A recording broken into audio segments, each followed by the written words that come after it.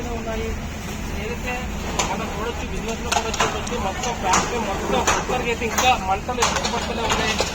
Factory మధ్యలో ఏదైతే మొత్తం ఫ్యాక్టరీ మొత్తం కూలిపోయింది. కూలిపోయిన మధ్యలోనే కనీసం లోనకి వెళ్ళి మంటలను అదుపు చేయలేని పరిస్థితిలో ప్రస్తుతం ఫ్యాక్టరీ ఉంది. ఫ్యాక్టరీ మొత్తం కూలిపోయింది. ఇటు మంటలు కూడా భారీగా ఎగసపడుతున్నాయి. ఒక పక్క ఫైర్ సిబ్బంది మంటలను అదుపు చేస్తున్నప్పటికీ కూడా ఏదో ఒక వల్ల ఏదైతే ఈ మంటలు ఎగసపడుతూనే ఉన్నాయి. ఎంత అదుపు చేసినప్పటికీ కూడా ఇంకా మంటలు వ్యాపిస్తూనే ఉన్నాయని చెప్పుకోవచ్చు. దాదాపు 3 ఫైర్ మిల్లులతో ఫైర్ సిబ్బంది మంటలు అదుపు చేస్తున్నప్పటికీ కూడా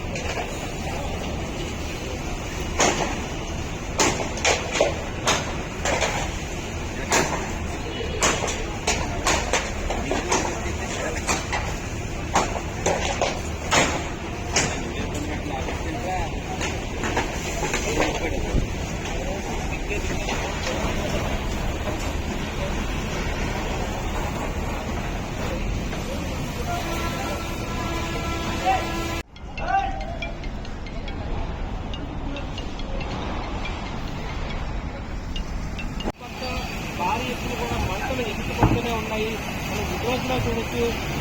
ఏదైతే ఫ్యాక్టరీకి సంబంధించి తగలపడుతూ మంటలు పైకి ఎగిసిపడుతున్నాయి. భారీగా దట్టమైన పొగ కూడా ఆ చుట్టుపక్కల ప్రాంతాల్లో వ్యాపిస్తుంది. చూడొచ్చు విజువల్స్లో. దానికి సమీపంలో వేరే సంబంధించిన నివాసాలు కూడా ఈ మంట వ్యాపించే పరిస్థితి ఉన్నట్లు కూడా తెలుస్తుంది.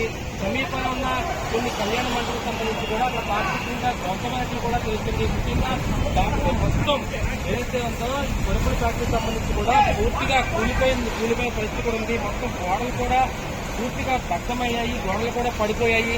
ముఖ్యంగా భారీ ఎత్తున ఫ్యాక్టరీ కూడా పెద్ద ఎత్తున ఫ్యాక్టరీ నిర్మాణం చేపట్టారు. భారీ సంఖ్యలో ఆ పడుకుని తయారీ పరిశ్రమలు కూడా ఏర్పాటు చేశారు. ఈ నేపథ్యంలో మొత్తం పూర్తిగా ఎక్కడ కొంచెం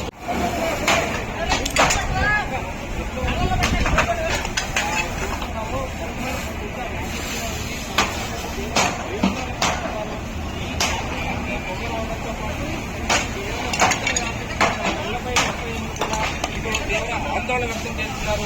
ముఖ్యంగా మొత్తానికైతే మంటలు అదుపు చేసే ప్రయత్నం జరిగినప్పటికీ కూడా ఇంకా మంటలు వ్యాపిస్తూనే ఉన్నాయి.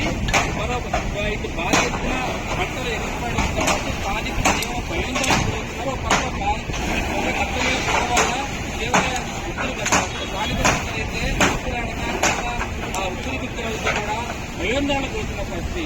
నాకైతే రాంబాబు నుంచి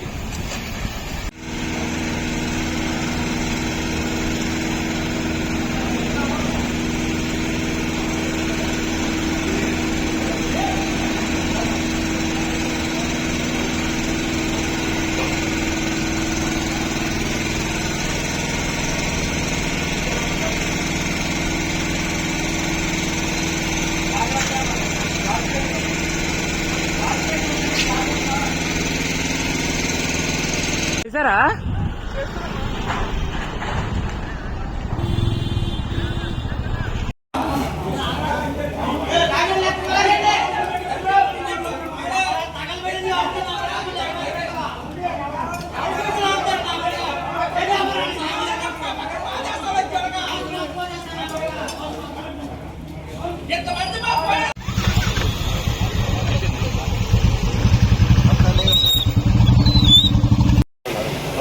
సేపటి తర్వాత వస్తే మంటలు పూర్తిగా చేయడానికి కనీసం ఇంకొక 5-6 గంటల సమయం అయితే పట్టే ఆ విధంగా కనిపిస్తుంది. ఎందుకంటే ఫ్యాక్టరీ కూడా చాలా పెద్దది.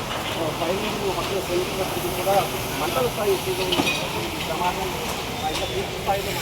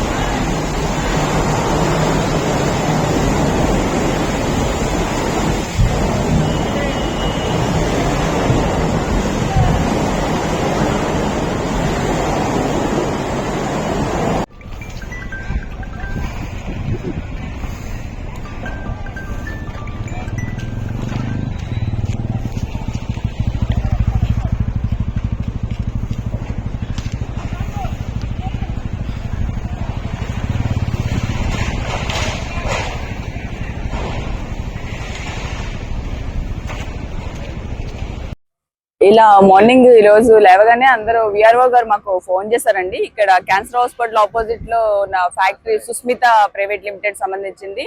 చాలా బాగా మంటలు వస్తున్నాయి, దేని వల్ల జరిగిందని తెలియజేస్తే ఇక్కడికి వచ్చి పొద్దున్నే వచ్చి చూస్తే ఒకసారి ఓనర్ గారితో కూడా మాట్లాడాము. ఇక్కడ నైట్ వాచ్మెన్ ఒక్కడే ఉంటాడంట. తను మార్నింగ్ లేచి 6 కి మెటీరియల్ అంతా కూల్ అవ్వడం కోసం ఏసీ ఆన్ చేశారంట.